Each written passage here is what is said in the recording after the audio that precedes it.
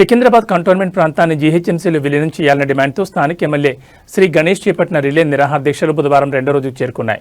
దీక్షా శిబిరానికి వివిధ ప్రాంతాల నుంచి మద్దతు వెలువెత్తోంది. రెండవ రోజు దీక్షా శిబిరాన్ని రాష్ట్ర Aryavysya corporation chairman Kalva Sujatha, INTUC రాష్ట్ర నాయకులు చంద్రశేఖర్, ఎంఆర్పీఎస్ నాయకులతో పాటు హైదరాబాద్, మేడ్చల్, సనత్ నగర్, కూకట్పల్లి ప్రాంతాల నుంచి వివిధ బస్తీల పెద్దలు సందర్శించి తమ సంఘీభావాన్ని ప్రకటించారు. ఈ సందర్భంగా ఎమ్మెల్యే శ్రీ గణేష్ మాట్లాడుతూ కేంద్ర ప్రభుత్వంపై తీవ్రస్థాయిలో విరుచుకుపడ్డారు. రాజ్యాలు అంతరించిపోయినా కేంద్రం మాత్రం నామినేటెడ్ వ్యవస్థతో నయా రాచరిక వ్యవస్థ నడుపుతోంది. ప్రజాస్వామ్యాన్ని కూని చేస్తూ నామినేటెడ్ సభ్యులకు అధికారాలు కట్టబెట్టడం సరికాదని ఎద్దేవా చేశారు. హుజూరాబాద్ ప్రజలు ఓడగొడితే మల్కాజ్గిరి ప్రజలు హక్కును చేర్చుకుని ఈటెల రాజేందర్కు రాజకీయ పునర్జన్మిచ్చారు. అటువంటిది ఆయన ఈ ప్రాంత ప్రజలపై నామినేటెడ్ వ్యవస్థను రుద్దుతున్నారని విమర్శించారు.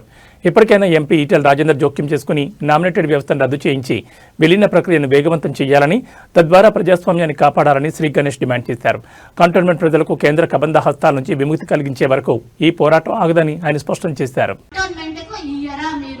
కాబట్టి మీరు అమ్మ పెట్టదే అడక తిననియదు. కాబట్టి మేము ఈ రోజు తమ్ముడు దీక్ష కూర్చున్నది ముఖ్యమైనటువంటి కారణము ఇది జిహెచ్ఎంసీలో కలపాలి. చుట్టుపక్కల ఎన్నెన్నో మండలాలలో ఉన్నటువంటివి చిన్న చిన్న పట్టణాలన్నీ మున్సిపాలిటీలో కలిపి కార్పొరేషన్ అయితే ఇది మధ్యలో ఉన్నది. మరి హైదరాబాద్, సికింద్రాబాద్ అంటే హైదరాబాద్ రాష్ట్రంకే Secunderabad heart of the city.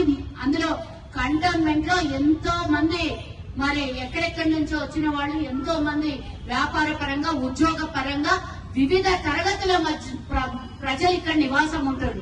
మరి అన్ని డెవలప్ అయితే చుట్టుపక్కల ఉన్నటువంటి పట్టణాలన్నీ డెవలప్ అయిపోయి హైదరాబాద్ లో జిహెచ్ఎంసీలో కలిస్తే ఇది ఒక్కటి మధ్యలో మనం ఏమంటాం పాకిస్తాన్ బార్డర్ లో కూర్చున్నట్ల హైదరాబాద్ నడిబొడ్డులు ఉన్నటువంటి ఈ నియోజకవర్గం ఏం పాపం చేసింది?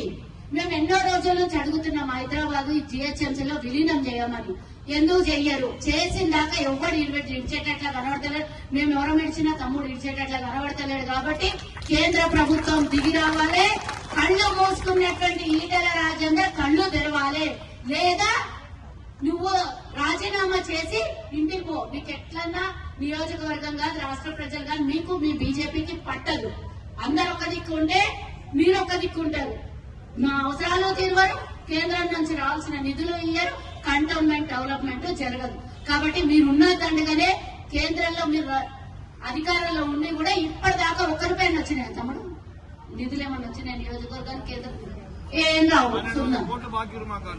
అది బాకీ పడ్డారు. మాకంతా బాకీ కార్డులు పట్టుకొని తిరిగి 1200 కార్డులు, 1200 కోట్లు ఒక్క నియోజకవర్గానికి కంటోన్మెంట్ లో ఉన్న కొంత భాగానికి మరి బాకీ ఉన్నటువంటి కేంద్ర ప్రభుత్వం ఈటెల రాజేందర్ తీసుకొని వస్తాడా, లేకపోతే తన పదవికి రాజీనామా చేస్తాడా? తమ్ముడు మీరు ఇది విలీనం చేసే అన్నదానికన్నా ఫస్ట్ రాజీనామా చేయమని నినాదం తీసుకుందాం. ఎందుకంటే పనికిరానోడు ఉండే ఒకటే, ఉండకుండా ఒకటే. మా అక్క చెల్లెలు ఎంత బాధపడుతున్నారు.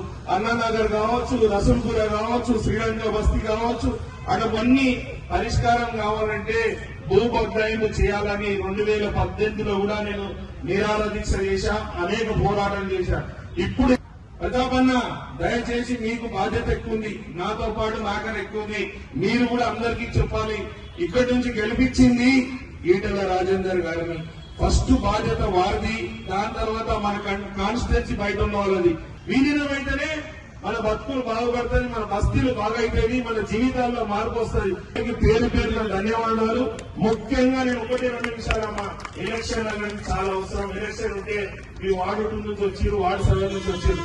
7 ఉంటే ఆయన మీరు చెప్పగానే బోర్డు ఏదో మాట్లాడి పనిచేస్తుంది. 2 వచ్చారు, వార్డు 2 వచ్చారు, చెప్పగానే పనిచేస్తుంది. వార్డు 3 వచ్చారు. ఇప్పుడు ఎవరు లేకుంటే ఎవరు పని చేస్తాడమ్మా? ఎవరు వచ్చి మీ దగ్గర నిలబడతాడు? మీరెవరు మీరు అడుగుతారు? ఎవరిని అడిగే పరిస్థితి ఉంది? చెప్పండి. మీరు ఎవరైనా వచ్చి నిలబడుతురా? అమ్మా నిజంగా చెప్పండి, ఎవరైనా వచ్చి నిలబడుతురా?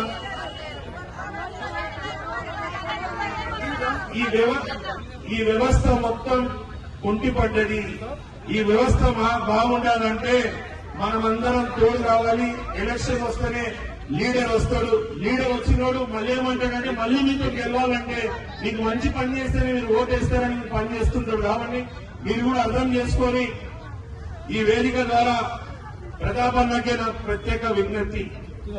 జవాబు కాదన్నా ఈ తమాషలు కాదు. ఇన్నన్నా నడిచింది, ఇంకా ఎన్ని రోజులు నడవాలంటే మనం బతికి రేపు పొద్దున మనం మనశ్శాంతిగా పండుకోవాలన్నా కూడా మనకు అన్ని తెలిసి నటించుకొని బతకడం కాదు, జనాల గురించి జీవించడం ముఖ్యం. కాబట్టి జనాల గురించి జీవించాలంటే మీరు కూడా తోడ్పాటుగా రావాలి, మీరు కూడా ముందు ఉండాలి. అదైతున్నా ఇదైతుందంటే ఎప్పుడు ఏది కాదు. 1000 అడుగులు ముందుకు పోవాలంటే ఫస్ట్ ఒక్క అడుగు వేయాలి. అడుగేసే ముందే మనం భయపడితే ముందాక పోతామా? నేను కూడా 2 సార్లు ఓడిపోయినప్పుడు నేను గెలవననుకుని నేను ఎమ్మెల్యే కాకపోతే నేను సేవ చేయకపోతుంది. మారుతారు, నా గురించి తెలుసుకుంటారు, నాకు ఓటు వేస్తారు అనుకున్నా. అదే అందరికీ నమస్కారం. ఈ రోజు 2వ రోజు మనందరూ పోరాటం చేసడానికి ఈరోజు ఇది శ్రీ గణేష్ దో మీ బస్తీదో వేరే బస్తీదో కాదు, పంచాయతీ యావత్ 8 వార్డుల ఉన్న వాళ్ళందరికీ పంచాయతీ ఇది. ఎందుకంటే నిన్న కూడా చూసి మీరు మళ్ళీ నామినేటెడ్ వ్యవస్థని కొనసాగిస్తున్నందుకు ప్రజలు గెలవాలి, ప్రజాస్వామ్యంలని ప్రజాస్వామ్య వ్యవస్థ తీసుకొచ్చింది డాక్టర్ బాబాసాహెబ్ అంబేద్కర్ గారు. ఇప్పుడు కూడా మన కంటోన్మెంట్ బోర్డు లిమిట్స్ ఉన్న వాళ్ళు ఆనాడు బ్రిటిష్ వాళ్ళ మీద గాంధీ గారు ఏదైతే పోరాటం చేశారో మనకు స్వతంత్రం కావాలని, ఈ రోజు మన కంటోన్మెంట్ మెర్జర్ మూవ్మెంట్ అని ఇదే కంటోన్మెంట్ బోర్డులో ఉన్న లీడర్ల మీద కేంద్ర ప్రభుత్వం మీద మళ్ళొకసారి ఇది మన స్వతంత్రం గురించి జరుగుతున్న పోరాటం. దీంట్లో అందరూ భాగస్వామ్యమై మనమందరం విలీనం కావాలి, విలీనం తెచ్చుకోవాలనే విధంగా మీరందరూ సహకరిస్తున్నందుకు ఇక్కడ విచ్చేసి నిన్న వచ్చిన వాళ్ళు కావచ్చు, ఈ రోజు వచ్చిన వాళ్ళు కావచ్చు, వేదిక పైన కూడా ప్రతి ఒక్కరు వచ్చి ఇది విలీనం అయితేనే మన కంటోన్మెంట్ అన్ని విధాల అభివృద్ధి అవుతుందని నమ్మి విశ్వసించి అందరూ సహకరిస్తున్న వారికి ధన్యవాదాలు తెలుపుతూ, ఎన్నో సంవత్సరాల నుంచి సామాజిక సేవలతో పాటు ఒక సంఘాన్ని నడిపిస్తూ అపారమైన అనుభవం ఉన్న వ్యక్తి మన ఇట్క గోపన్న గారు. ఇట్క గోపన్న గారు కూడా ఈ రోజు వ్యవస్థల గురించి కొంచెం వివరణ ఇవ్వాలి. ఈ యొక్క ఉద్యమం ఎందుకు, ఈ యొక్క నిరాహార దీక్ష ఎందుకు చేస్తున్నాం, ఈ కంటోన్మెంట్ బోర్డు ద్వారా ఏం లాభం, జిహెచ్ఎంసీలో కలిపితే ఏం లాభమో నష్టం లాభం తెలిపియాలని మనసారా మిమ్మల్ని కోరుతున్నాను.